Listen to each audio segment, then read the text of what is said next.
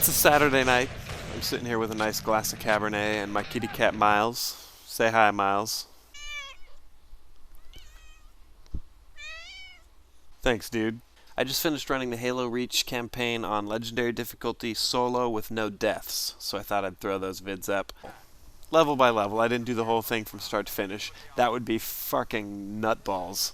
Although I'm sure somebody, maybe some of the gents over at High Impact Halo will knock that out eventually, but it is a huge pain in the ass. So I'm going to put up a vid for each level, breaking down the encounters, maybe a few shortcuts you could take. It won't be, the ultimate speedrunner's guide, but it will be a good survival guide, and it'll show you how I got through some of the sticky parts of a campaign.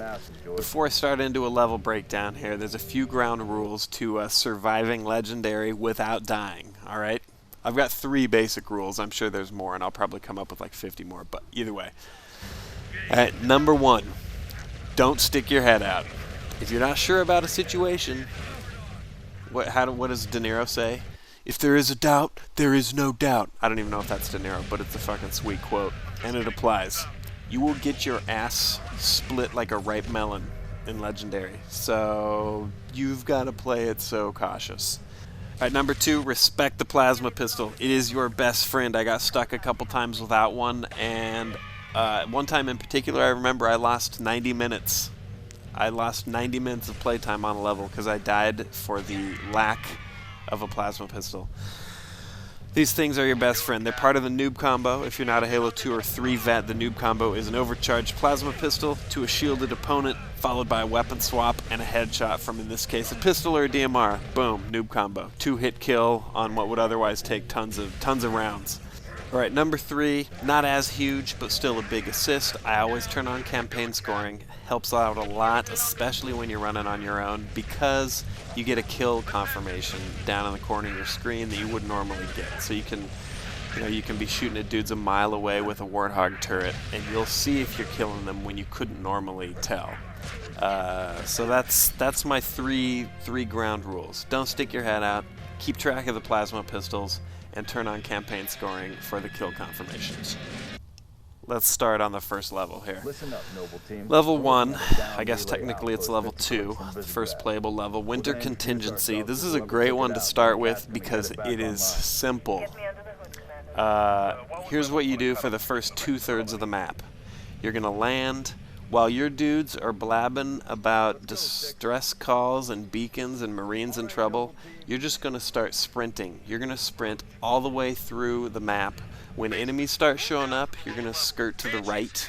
Kind of keep your head down. You may get winged a couple times, but you can bypass the first encounter completely. And when you finally get to a truck, that marks Rally Point Alpha. You're 1/3 of the way through, and it's been fucking 2 minutes. You're going to hop in the truck. Now you're faced with a set of choices. From here, the level is shaped sort of like a figure 8, or like a Ghostbuster sign, or something. Whatever blows your skirt up. But just know that there's 3 enemy compounds. 2 of them matter. There's one right in the middle. It has nothing to do with anything. You don't ever even have to go there. Although there is a data pad there on Legendary if you are a lore hound like myself and you want to go read that. But that's for another video.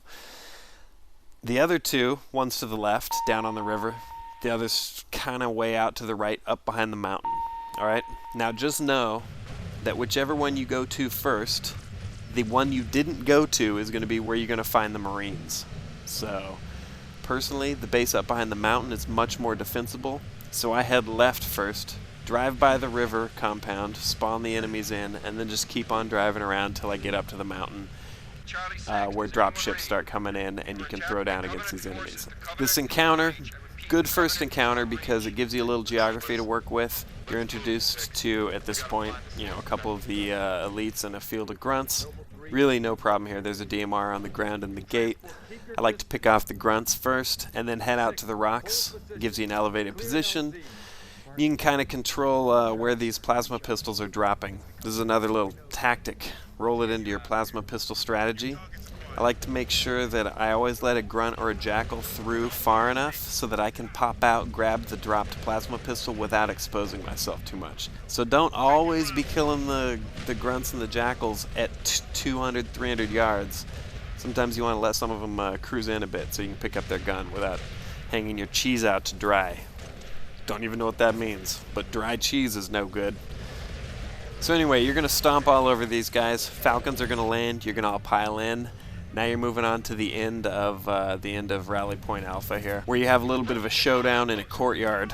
When you land, there's a fight going. You can skirt the whole thing by scooting left through the building. If you go upstairs, there's an armor lock. I have no idea why you would want or need to go grab that, but it's there if armor lock is really what does it for you, I guess. I don't know. Scoot left through the building. You can circle all the way around, hide in the room with the rest of your buddies, and you can just camp out here. Just hole up.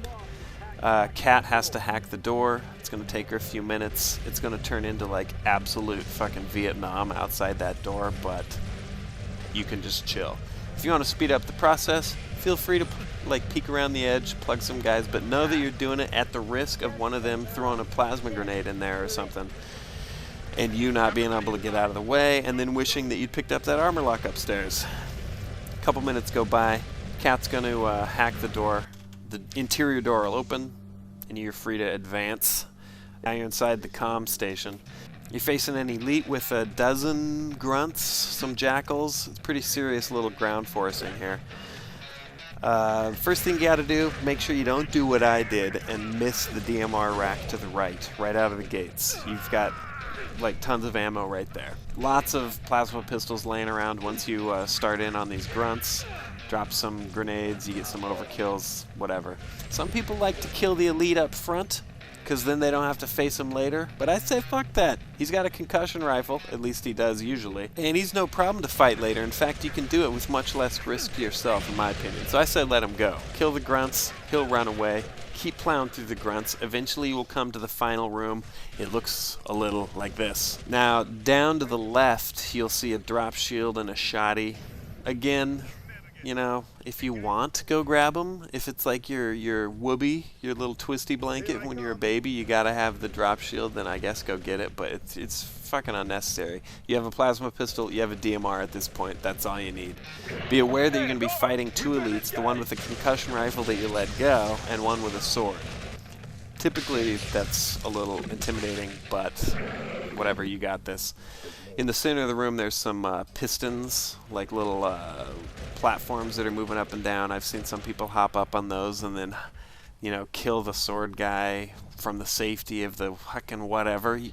You have a plasma pistol and a DMR, go shoot him in the face. Alright, so he's going to rush you. Noob combo him.